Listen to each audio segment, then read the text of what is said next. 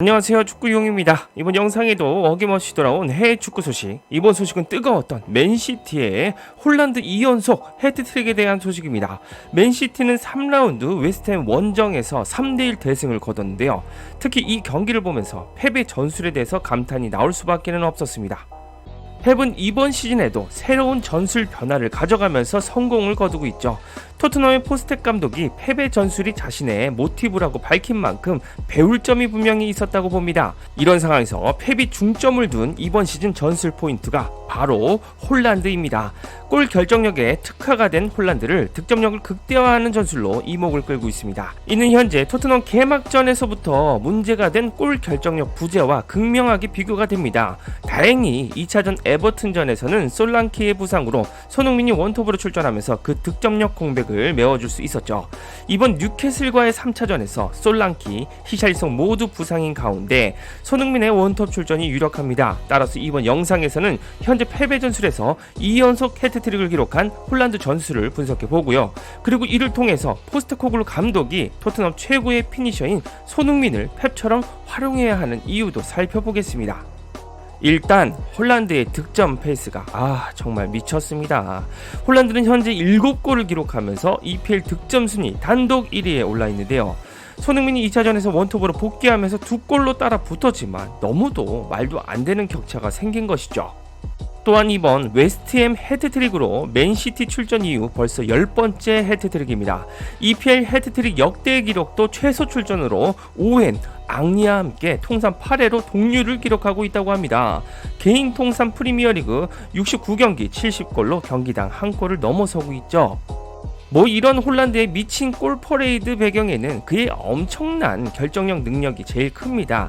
하지만 펩이 이제 제대로 홀란드의 능력을 전술적으로 이용하기 맘먹은 것도 큰 영향을 미치고 있는데요. 펩은 최근 인터뷰를 통해서 홀란드를 이렇게 평가했습니다. 홀란드는 메시, 호날두와 득점 숫자에서 경쟁할 만한 선수라고 극찬했죠. 다만 홀란드가 가장 완벽한 중앙 공격수 1위는 아니라고 리오넬 메시가 최고라고 말했습니다. 메시는 신이니까 인정합니다. 자, 그렇다면 이번 시즌 시작한 지 3경기밖에 안 되었는데 홀란드가 대폭발하고 있는 이유가 무엇일까요? 일단 달라진 펩의 포메이션부터 살펴봐야 합니다. 펩은 개막전인 첼시와의 경기부터 지난 시즌 포메이션을 달리했습니다. 일단 4백에서 3백으로 변경하면서 3-2-4-1 포메이션을 구사했습니다. 그리고 선수 구성이 정말 놀라운데요. 그바르디올, 디아스, 아칸지의 3백을 쓰면서 2선과 3선에 거의 수비 집중적인 선수를 배치하지 않았습니다. 특히 3선에 코바치치와 루이스를 고정으로 쓰고 있습니다. 모두 수비적인 능력보다는 탈압박 드리블 능력과 볼 배급에 뛰어난 선수입니다. 그리고 가장 핵심인 부분은 2선입니다. 펩은 2선에 홀란드에게 킬패스를 찔러줄 만한 자원을 대거 기용했습니다.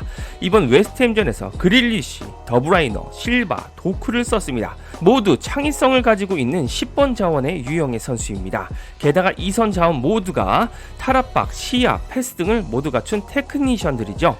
다만 도쿠만이 드리블 돌파의 능력이 집중된 자원으로 도쿠의 측면 돌파로 왼쪽과 오른쪽 비대칭의 구조로 만들어 놨습니다. 최전방은 역시나 이들의 고급진 패스를 받아 넣을 홀란드가 존재하고 있습니다. 이 전술이 파괴적인 건 특히나 맨시티보다 전력이 약한 팀을 상대로 굉장히 잘 먹힌다는 사실입니다. 개막전 첼시와의 경기에서 홀란드가 한 골을 넣고 2-0으로 이겼지만 이 첼시의 경기력도 높은 평가를 받았던 게 사실입니다. 그러나 익숙해진 2라운드 입스위치전부터 패배 전술에 진가가 나타나는데요. 현 패배 전술의 유일한 단점이 수비 커버와 뒷공간 문제가 나타나면서 선제골을 실점했지만 이 파괴력이 엄청났습니다. 이 코바치치를 제외하고 루이스까지 올라가면서 2선 5명과 홀란드까지 모든 자원이 공격에 참여합니다. 그리고 홀란드와 함께 무려 6명의 2-3선 자원들이 강력한 전방 압박을 하면서 입스위치를 무너뜨렸습니다. 여기에서 제가 엔즈가 펩처럼 손흥민을 써야 하는 이유에 대한 반복적인 장면이 나올 예정입니다. 일단 이 장면을 보시면 중앙 2선으로 선발 출전했던 더브라이너가 좌측면 후방까지 내려와서 침투 패스를 시도합니다. 홀란드는 입스위치 수비 라인보다 밑에서 출발을 시작하는데요. 하지만 가속력이 빠른 홀란드는 금세 입스위치 수비수들보다 먼저 침투했습니다. 그리고 헤더 한 방으로 골키퍼까지 제치면서 득점을 기록하죠. 딱 이 장면 보고 이 득점을 가장 잘 만들 공격수로 이 손흥민밖에 떠오르지 않았습니다.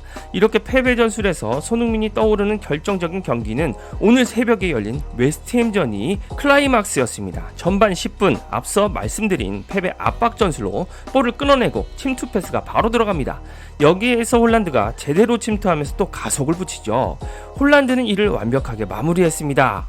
이 패스를 받은 게 손흥민이었다면 더 멋있게 넣었을 텐데 말입니다. 자, 전방 압박, 볼 탈취, 침투 패스 이 루트가 지난 입스위치전처럼 웨스트햄 선제골에서도 그대로 작용했습니다. 딱 봐도 손흥민이 정말 좋아하는 골 패턴입니다. 홀란드의 두 번째 골 장면을 보시면 무시무시하게 많은 맨시티 미드필더들이 모두 박스 안에 있는 걸 볼 수 있습니다.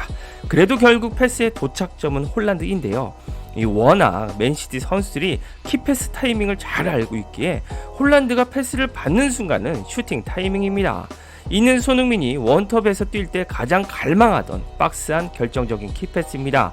토트넘이 지난 시즌 중후반기 손흥민에게 저런 패스 한 방을 못 넣어준 게 가장 큰 부진의 이유였죠. 펩은 홀란드의 피니싱 능력을 극대화하기 위해 이 3선 자원들의 이런 탈압박과 패스 능력을 끌어올렸습니다. 홀란드의 웨스트햄전 해트트릭 달성골도 그냥 손흥민 그 자체입니다.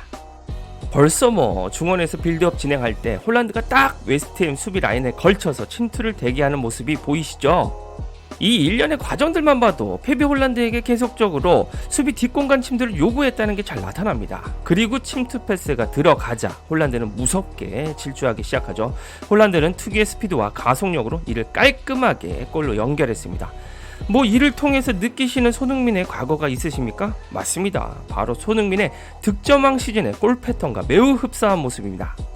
다만 그때는 해리 케인이 유일한 고급 패스 자원이라 케인에만 의존했던 것이 차이입니다. 하지만 맨시티는 그릴리시, 더브라이너, 실바, 도크, 코바치치, 루이스 등 모든 자원이 이런 패스가 가능하죠. 심지어 맨시티의 3백도 이런 패스를 넣어주는 게 가능합니다. 결론적으로 펩이 지금 구사하는 것은 홀란드가 피지컬적으로 큰 키를 가지고 있음에도 뒷공간 침투와 박스한 마무리에 집중하고 있습니다. 개인적으로 손흥민이 패배 전술에서 톱으로 선다면 얼마나 많은 득점을 올릴지 가슴이 설렐 정도입니다. 3라운드 뉴캐슬전에서 손흥민은 원톱으로 선발 출전한 예정입니다. 허나 NG가 펩이 홀란드를 이용하듯이 효율적인 전술을 구사할지 그럴 계획인지도 미지수인데요. 정말 강하고 효율적인 전방 압박 그리고 손흥민의 침투를 가능하게 할 패스 자원은 필수적입니다. 그리고 펩과 NG의 전술이 현재 극명하게 다른 부분이 있습니다. 맨시티의 이번 시즌 초반 득점 루트는 토트넘과 다른 게 대부분 측면 돌파보다는 중원에서부터 원톱에게 골 찬스를 제공하는 점도 큰 차이를 보입니다.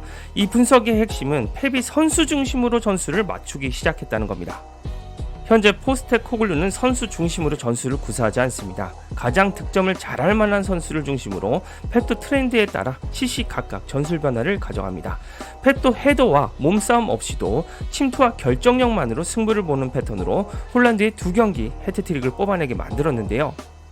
만약 포스테코글루가 손흥민의 득점력을 극대화하는 전술로 두 번째 시즌 변화를 가져갈 예정이었다면 솔랑키는 영입하지 말았어야 했습니다. 그리고 포메이션에도 이번 시즌 큰 변화가 있어야 했지만 지난 시즌과 결을 같이 합니다. 때문에 손흥민이 전술보다도 자신의 개인 역량으로 경기에서 뭔가 만들어내려고 합니다. 이제는 포스테코글루도 좀 깨닫고 선수의 역량을 극대화하는 맞춤 전술을 서서히 꺼내는 모습을 보여줘야 한다고 생각합니다. 펩과 완전히 똑같은 전술을 구사하는 것은 불가능하겠지만 비슷한 전술이라도 쓴다면 손흥민의 득점 포인트는 기하급수적으로 올라갈 겁니다. 뉴캐슬 원정은 쉽지 않습니다. 뉴캐슬이 지난 시즌 2차전처럼 강력한 전방 압박을 바탕으로 토트넘의 높은 수비 라인을 공략한다면 대참사가 나올 수 있습니다. 이는 토트넘이 수비 라인이 높은 상태에서 전방 압박이 맨시티처럼 강력하지 못해서 소유권을 되찾지 못했다는 의미도 되는데요. 이번 경기에서는 강력한 전방 압박을 통해 손흥민에게 효과적인 침투 패스를 보낼 수 있는 전술을 구사해보기를 간절히 바라봅니다. 이 측면에서 또 애만 달구다가 어이없이 손흥민만 고립되는 최악의 경기는 보고 싶지가 않네요. 이번 영상도 이렇게 여러분과 축구 이야기를 나눌 수 있어서 즐거웠습니다. 다음 영상에서는 또 어떤 소식들이 기다리고 있을지 궁금하시죠? 구독과 좋아요 잊지 마시고 다음 영상에서 꼭 만나요. 축구용이었습니다.